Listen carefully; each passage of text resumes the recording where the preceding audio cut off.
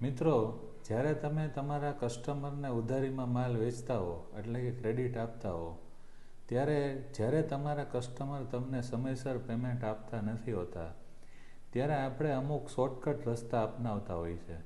જેમ કે આપણે સીસીની લિમિટ વધારતા હોઈએ છીએ, કોઈ ટર્મ લોન લેતા હોઈએ છીએ, સગાવાલા મિત્રો પાસેથી ઉછીના પૈસા લેતા હોઈએ છીએ, અથવા આપણું કોઈ જૂનું ઇન્વેસ્ટમેન્ટ હોય એ વેચીને આપણે આપણા મહિનાના જે ખર્ચા જે છે અને સપ્લાયરને જે પેમેન્ટ કરવાના હોય છે એ ચલાવતા હોઈએ છીએ.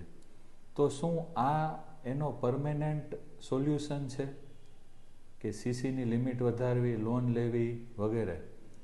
તો એનું પરમેનન્ટ સોલ્યુશન શું છે? તો એનું પરમેનન્ટ સોલ્યુશન છે કે તમારા બિઝનેસમાં જો તમે ક્રેડિટમાં માલ વેચો છો તો એની એક રિસીવેબલ મેનેજમેન્ટ સિસ્ટમ બનાવી. તો રિસીવેબલ મેનેજમેન્ટ સિસ્ટમમાં શું આવે?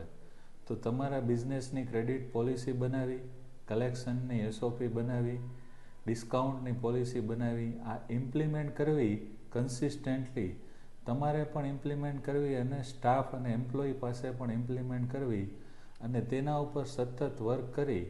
અને જો તમે પેમેન્ટ કલેક્શન સમયસર લાવશો તો તમારે સીસીની પણ જરૂર નહીં પડે, વધારે લોન લેવાની પણ જરૂર નહીં પડે અને સ્મૂધલી તમારા બિઝનેસમાં તમે કેશ ફ્લો મેનેજ કરી શકશો. Thank you.